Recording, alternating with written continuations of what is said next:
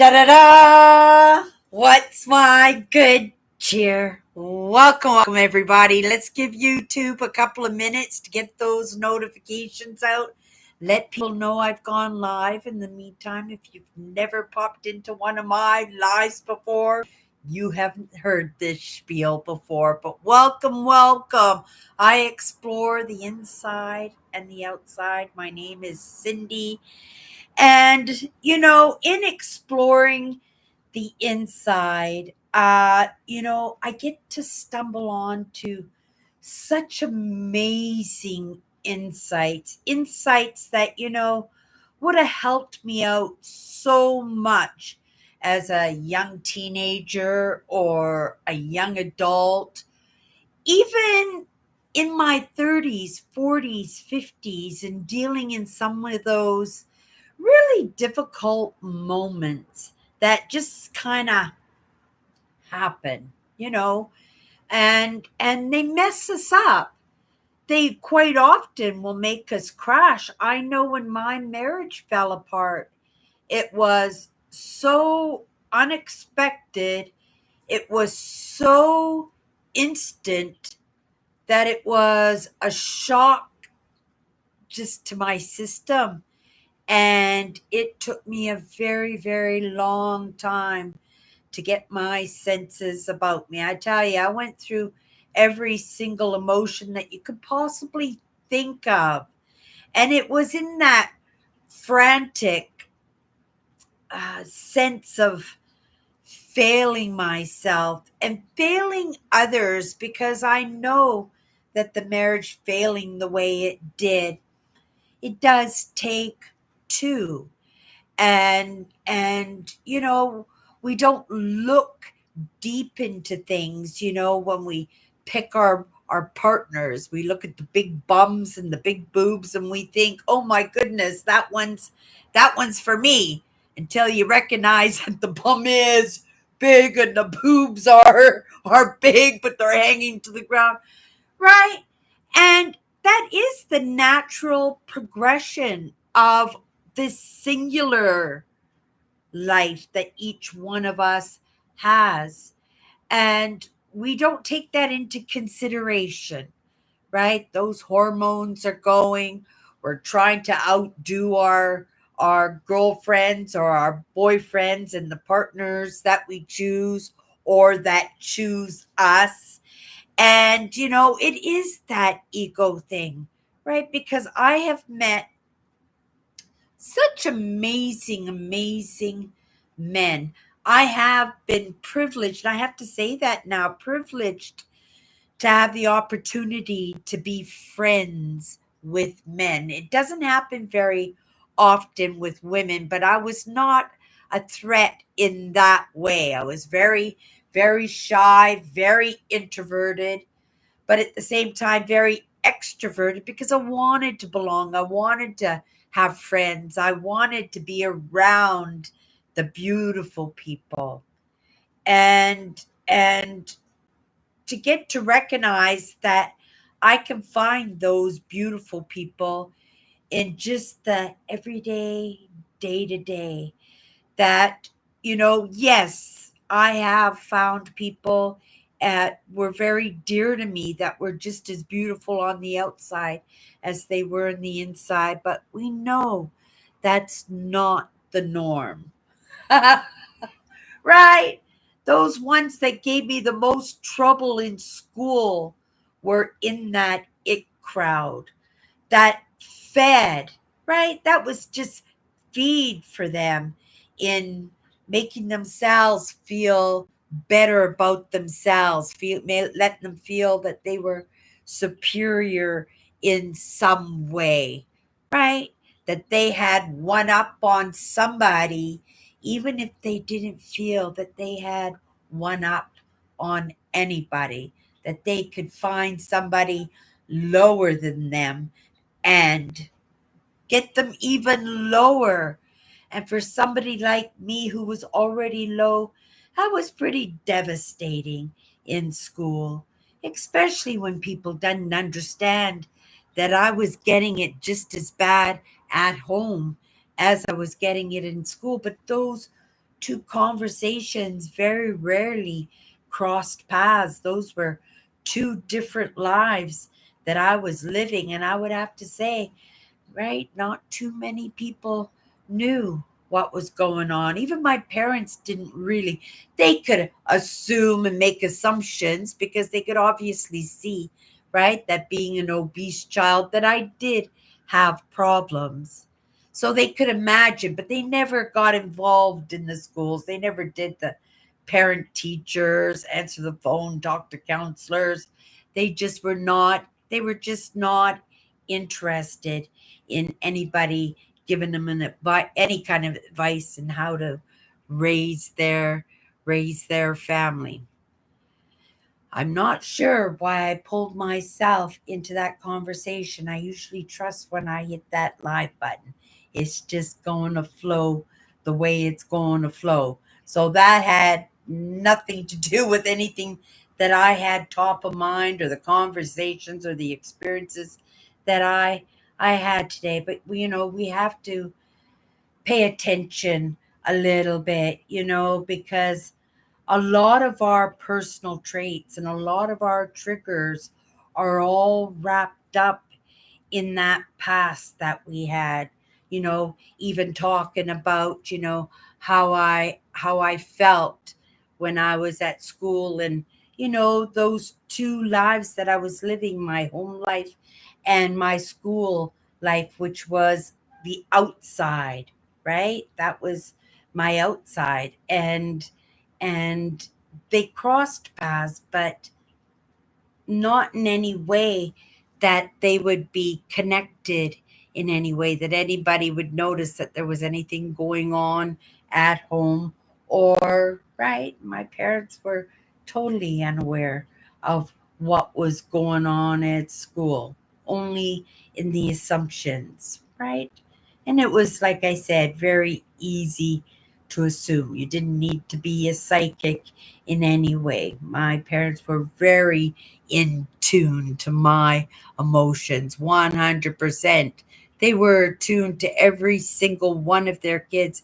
And each one of us got a little bit of a different upbringing. And it's really curious, you know, as to why and to how we all turned out, you know. Hello, Melvin.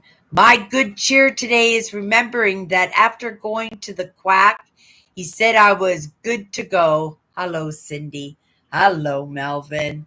Ah, calling the doctors names quacks, right? But in some sense, we have to, right, take a look at that, because my sister has been so wrapped up in doctors and specialists for, oh my goodness, it's got to be over 10 years from now. And it's so hard, because they've switched medications on her so many times. She's had been misdiagnosed so many times and been treated in those misdiagnosed with medications. And I have my own ideas. It's not that I'm afraid of taking prescriptions, or because I would if they were necessary, but I would have to feel it out really good, and I would check out all my options, right? I had a family doctor one time, and anytime I was sick, he would never prescribe me anything. He just go, "Oh, Cindy, go for a walk. Oh, Cindy, meditate." I'm not much of a meditator, but I do. I guess I kind of zone out in my own way, a way that works for me, rather than forcing something down where I know in my hypervigilance that, right, I wouldn't be able to settle the system down enough to focus in that. I would really, really have to be drawn to that. That would have to be an adventure, curiosity, and that to me, it just seems like a waste of time. But to each our own, because it does work for a lot of people. Even my father, my father meditated twice a day, 20 minutes a day, twice a day. He did that his entire life for as long as I knew him, and he would swear by that. And my dad had congenital heart disease, but he did it for his own spiritual reasons. He wasn't because he was trying to keep his system calm. Maybe that was one of the reasons, right? Because my dad was always in search of something that would calm the system down. And whether the doctor was prescribing those little white pills, nitro pills, right, for the angina, or or if it was his smoking 2 packages of cigarettes a day, whether it was the gambling because he did partake in gambling, uh, right, and yeah, there's lots of things that we do in order to keep the system down 100, calm down 100%. And in the moment it can save our life, it can extend our lives, because I seen it in the evidence of my own father, right? Because he was given a sentence very, very young in his adult life, and he ended up being able to live to be 47 years old before he passed away, double the life that he had been, right, given in that prognosis. But that was in the care.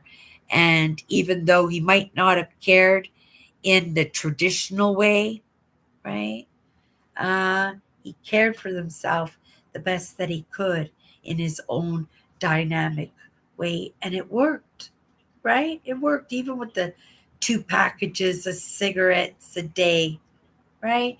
Even with those heavy duty, scary, physical, stressful jobs that he used to take on, like the lumberjack and the commercial fisherman, right? That he still managed to build a life for himself. And I'm going to take a little bit of credit for that because I'm one who shines on, right? So maybe me and shining on my father just as much as my father shined on me, even though, right, I wasn't woke to any of these ideas until well into my 50s. I can just imagine the conversations me and my father would have had. Makes me curious. I try to sometimes go back there and think about those conversations that I had with my father. I know there were lots of lessons in them, but specific conversations, I don't I don't remember them. I wish I did. I wish, right? I wish we could have these conversations now.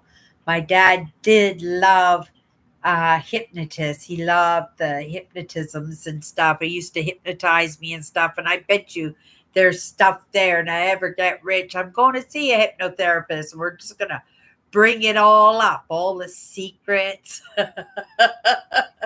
Maybe there's nothing. Maybe that's all in my own imagination. But my dad just really, really loved the hypnotists. But again, I am my father's daughter, but my interests were different than his, right? And I'd have to say, even though we woke up to maybe some of the same ideas, our heroes were most definitely different.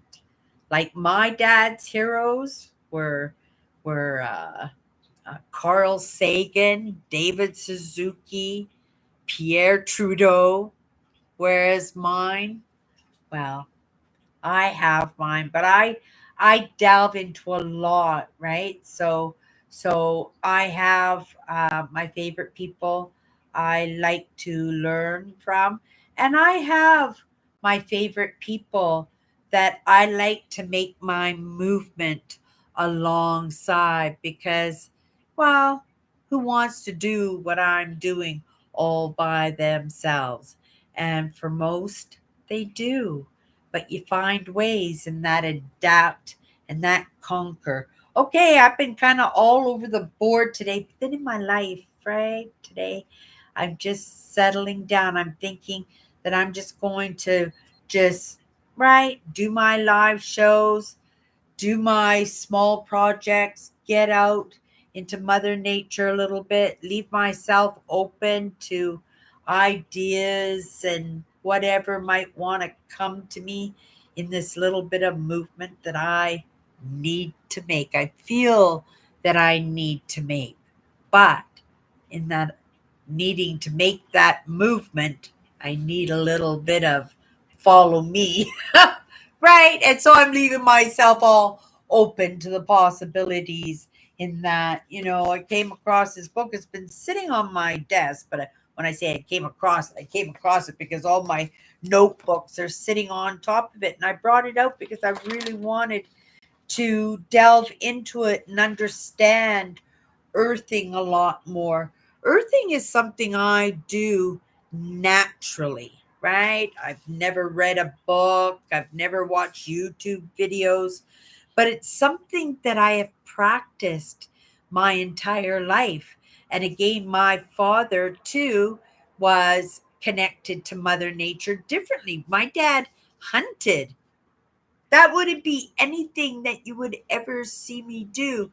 My dad was a fisherman. Oh my goodness, I gave up fisherman. I could never, right, right. Not unless I had to eat fish, but I would eat fish if there was nothing else to eat. So unless I'm going to eat the fish, I'm done. I'm done fishing too. I got rid of all my fishing rods and my fishing gear. It was part of my camping every year. My annual camping trips were little fishing camping trips, and I just couldn't do it. It was so sad when I'd catch a fish, and I wasn't a very good fisherman because I can count definitely on one hand how many fishes. I wouldn't even use like half my fingers, how many fishes I actually caught. I wasn't very good at it, but I think those other parts of me knew that we were not fishermen. We were not meant to pull fish out of the water if we weren't going to utilize them, right? But earthing, right? That little bit of tree hugging that I do, those those camping trips that I put together, every fall, the walks that I do in the evenings, the way I release the pent up, but just by going outside and even just walking to the grocery store, and allowing myself to interact with what comes across my path. These are all things that are just meant to, right, calm my system, and they're all part of nature, right?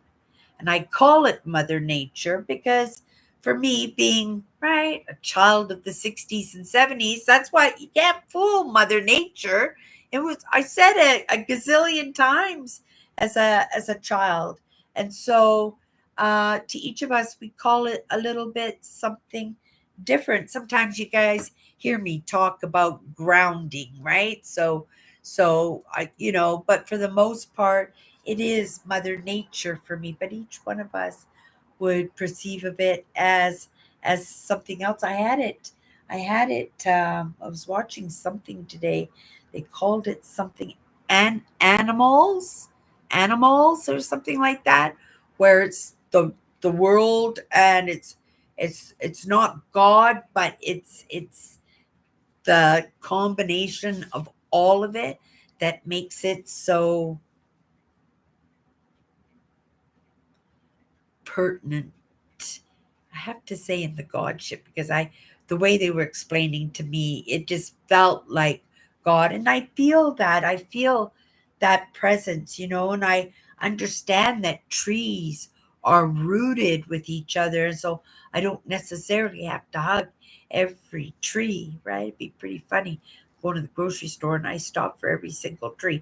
I live in Winnipeg, Manitoba. We line our boulevards with great big uh, well, we're using all different kinds of trees, but we used to use elms all the time, and our elms are coming to be 100 years old, and they're right, and they are being taken down, but because of the beetles that destroy the trees, and then the trees become contaminated for the trees around them as they get diseased, they're taking them out. But we'll see what the different trees look like. I think it'll look pretty good. I think it'll look more like a forest. It doesn't need to be groomed, right? You'll see if the whole world just disappears and you look from satellite and then all you see is this little patch where Winnipeg used to be. And the only way reason you recognize it is because it's just elm trees everywhere, right? It's like a patch of elm trees. Yeah, that's true. But back to the earthing, that was something I've always done, walking bare feet in mud, right? And walking on the beach and collecting my rocks and digging in the dirt for the crystals and digging in the dirt for bottle digging, going for my trail walks, sitting in my camp chair on a lake shore watching a sunset, being in my car behind the wheel out on the back roads, taking in the fields of wheat. I'm from Winnipeg, Manitoba. Manitoba is our agricultural for sure. Yeah, absolutely love it. It's a big part of my life. But if it's such a big part of my life, maybe I should learn a little bit more. So in the next couple of days, we're going to delve into this book. I almost picked up the introduction at the very least today. Then, of course, I got distracted by something else. Okay, you guys, before I get distracted again, let's have a sip of my coffee.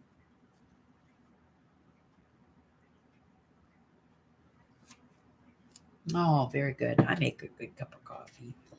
I haven't been finishing my coffees because, again, when my life is in a hairy, scary, and I'm not ready to put it together, right? I want ideas. I want contemplations. I want possibilities. I want opinions. I want conversations. I want options, right? So I'm leaving myself open that way. But in order to leave myself open and not to put myself in a worry, stress state, I let myself get distracted. And I'm getting distracted in things that I want to get done, things I think I need to get done, but also things that if I take it off the plate and I get struck by some creative solution for whatever I feel I'm going through in the moment, that I'll be able to just bring it in and just get to work on it because I'm not worrying about the other stuff, because the other stuff is all been taken care of in my distractions or my trying to be distracted in what I feel I need to do. It's only a feeling that I need to do this. It's not not something I mentally or emotionally feel that I have to. It's an agitation. That's what it is. It's the agitation because you know I feel like I have to be doing something, right? That there's but it's the agitation that stops me from finding these solutions. So again, in that distraction of doing these small projects, things have been coming to different things, right? I wish it would be more specific in helping to get myself out of the situation that I'm in right now and moving a little bit better in the direction that I want to move in. But, right? It is what it is. And I'm not going to argue with that. I'm just going to accept that as part of that, right? What needs to be done, right? I'm not going to dictate. I see what happens when, right, that I assume something and I turn something that is an untruth into a truth. And I've done that. I've done that in very bad ways, and well, I don't know how bad that is, but I was so convinced my mother was a narcissist because of the cruelty and the digs and the pinches and the bites that and the my way and the highway kind of that I was so convinced of the narcissism in there.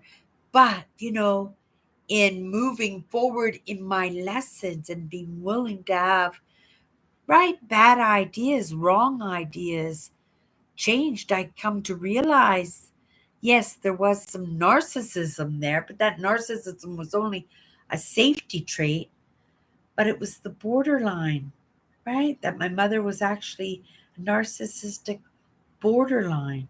And that is something totally 100% different than just being a narcissist that way, because it explains the the emotions, the spontaneity in well, thought to action, right? So yeah, you can make mistakes when you make assumptions 100%, or you take things for truth. And so, it's important to be open for a little bit of course correction. In this process, I've had a lot of course correction, right? I don't totally toss off to the side an old idea, an old belief, because those beliefs served me in the moment. And even though I might not feel that way anymore, there are people out there who do. That when we get into those conversations, I have those experiences that, that I'll be able to relate with somebody because I'll know how they felt, right? Or how they feel, because that's how I felt, right? At one time, also. Okay, you guys, let's pick a card. Whew, that was a little bit today. That was a lot today, covering a lot of bases, right? Maybe that was just, I take in lessons, and I'm grateful that people share in their conversations, that I'm able to pick up on things, and sometimes I feel that part of me is answering some of those conversations because um, I felt like they were put out there to start with to be heard, right? And for somebody who had an idea or a solution or different perspective could throw it out there and maybe it would help. So, when I feel that, right, being that empath, sometimes quite often. I do want to help. Okay, you guys, come on, Cindy. It happens. I feel much better though, right? I feel really, I think, sometimes I stress myself out for absolutely no reason because things play out the way they're going to play out. And in that preparation sometimes we can ease the discomfort, sometimes the pain, the frustration, the understanding, and that helps out a lot. But if it's coming at you, it's coming at you. So I would much rather be prepared than unprepared. And that's a lesson for me for sure. Okay, here's the word.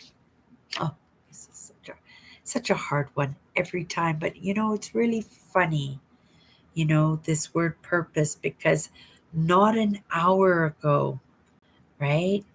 It came across my mind about, what's my purpose? Well, that wasn't the question. The question was, what was one of the biggest lessons you've ever gotten? And I think it was a interview or something that I was watching, and somebody asked somebody that. And so I asked myself that question. I went into my head, and the first thing that came to my mind was purpose comes from your pain. It was one of the very first lessons. I tried to back out of it uh, a few months back, I did. It was getting so heavy, but you can't go backwards. You can't go backwards, but I hadn't made that jump to go forwards, but I was trying to see where my decisions laid, whether I was going to stop or just keep going forward. And then it was just the same thing. The purpose. The purpose comes from your pain. And, the purpose for me were the mistakes along the way, right? My mistakes, my parents' mistakes, my teachers' mistakes, those kids in school, right? Their mistakes, right? The world's mistakes, and how it affects us, and how it messes with our lives, and how it interferes in actually bringing that purpose to the table, right? Especially when somebody is dictating to you what your purpose is. And then to have that one statement, your purpose comes from your pain. And, I had lots of pains in my life. That's where I thought, well, can I stop here? Can I stop at this pain? Or do I have to just keep going? Because there's other pains, there's bigger pains, there's more important pains. And when I say more important, I don't mean badder, but sometimes in that majority where a pain where everybody suffers in, right? Like alcoholism or something, like somebody out there has that answer.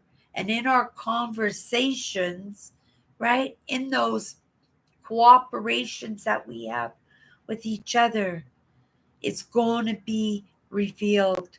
So many things are at our fingertips because of the digital age, but also at the same time it's the timing, right? Because I didn't really get to choose when I woke up to some of these ideas, right?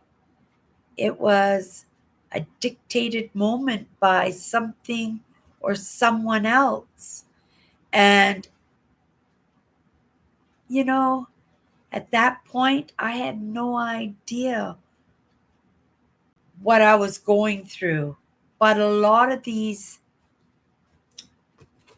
grounding techniques calm my system down enough to get a few lessons so I could get a better idea. So I could get to that lesson, that one lesson when that guy asked, what was one of the most important lessons you ever learned? It was purpose comes from your pain.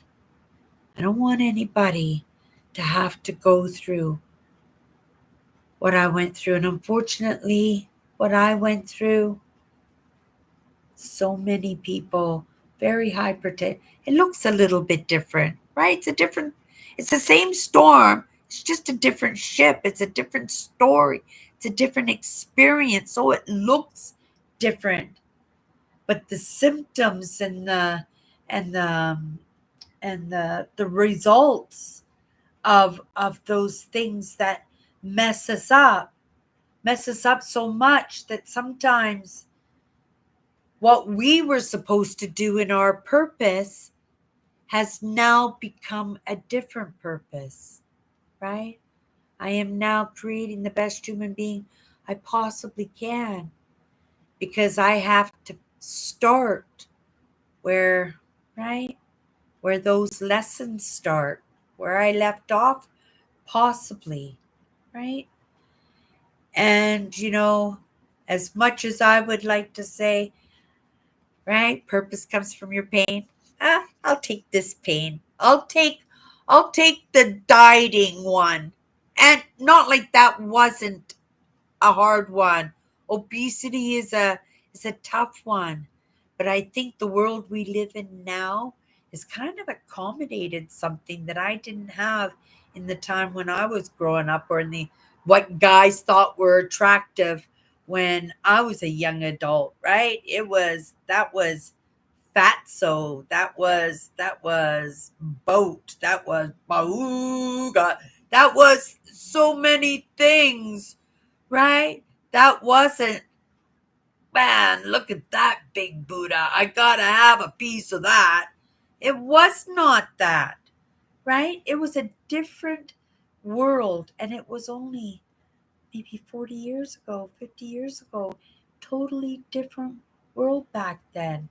Now we got bullying campaigns. We have Every Child Matters. We have Black Lives Matters, right? We as a society have gotten so much better in that, right? And so whatever I feel I might be struggling with, right? Somewhere's down the road, right? Purpose comes from my pain. That too is going to be resolved, right? Because it's a big problem. The kids are not getting a good start. They're not getting the lessons that they're entitled to, that they should have been getting, that were destined and built in, but somewheres along the line, they were just left off to the wayside, right? And somebody's got to pick up that baton. So I'm not going to pick up that lesson. I'm going to pick up that lesson, right? And it's going to serve me, right? Because it was the most important lesson. Because if nothing else, if I don't achieve anything else in my life, right, I'm working on my pain. I'm understanding that purpose does come from my pain, right? In resolving my pain. Anything else is gravy and sprinkles and cotton candy. It's a good one because I actually thought about that about an hour before I went live. And maybe it was a conversation and something that I was watching, but you know that purpose, it does come from your pain. And uh, a lot of us, we don't want to look at it, right? We like to say our purpose comes from going camping every September, and then the RV shows up, and the right and the side by sides and the SUVs and everything just falls into place just beautifully with lots of fun. But then purpose comes from your pain. Well, my pain is a lot less than what it could have, what it should have been, what it was destined to be. And wouldn't it be amazing that my purpose, right, moving forward from that, was helping other people, right, to discover what their purpose was. I'm going to say your purpose comes from your pain. It was a great lesson, and I know, give credit to Evan Carmichael for that one, right? And if it boots me in the butt, yeah, I know whose door I'm going to knock on.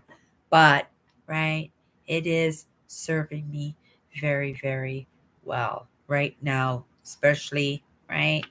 Those lessons are just awesome. Okay, Malvin, do you ever remember to a fellow called the Great Kreskin? The Great Kreskin was, no, I don't have to. I was going to say, was he a magician? Because usually they put the great in front of the right, the name, and then it's a magician. So I was just taking a wild guess there. He was a mind reader. Oh, see, there you go. He was a mind reader, and I'm pretty sure you could confuse him, Cindy.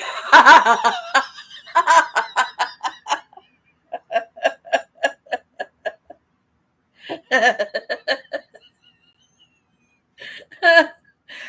my!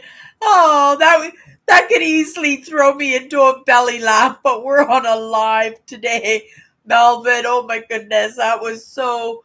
That was so. That was so good. I do switch it out, don't I? I do. But that's the thing, right? It's just rolling things around. It is in that conversation and then that working with ideas, right? I am a creative that way. But yeah, it's pretty funny. I'd like to see, right? Like I said, if I get to be rich, I'm going to go and get one of those past life regressions and right, get a little bit of psychotherapy and we'll see, right? If my dad actually it would be just like my dad to do something like that. Yeah, he used to hypnotize me all the time. I remember it was pretty scary, but he loved it. Oh my goodness, he'd go to see them and he would drag me along and we'd go, Cindy, go up on stage. Cindy, he always wanted his favorite, and he had his favorites too. He loved those traveling what do you call it, hypnotists. He had his favorites and he'd always drag me to these shows all the time. Yeah, it's funny. I wish I had woken up a little bit earlier, that me and my dad could have had some of those amazing we did have good conversations. I don't remember too many of them. Very few of them. Right? I wish I had. But things happen for a reason, right? And if I was meant to remember all those conversations, I remember some of the big ones that impacted me. And that's become very, very helpful for me, when you go back there, right? And you kind of look at that purpose of yours. Okay, you guys, that's going to be it for me tonight. I will be back tomorrow. Um, yeah, I am. I am. I don't know what I'm doing this week. I know I'm going to be ready to go on Monday, but I'm going to just kind of ride these waves for the next few days and just settle that system down and see what right comes across my path. And you guys all right, I'm gonna show up here and share it all with you anyway. So you guys will get the heads up when I get the heads up. Okay, thank you, Melvin, for popping in. Thank you for the belly. Thank you for the thank you for the belly laugh. That was awesome. Okay, have a great night. Have a great day if you're watching this in the morning. And for those of you who are just getting home from work and putting your feet up, right? I hope it wasn't too hard of a day. And hopefully Melvin's little joke there got to you too, and you had a little belly laugh in your agreement in what he was saying. Okay, guys. Bye.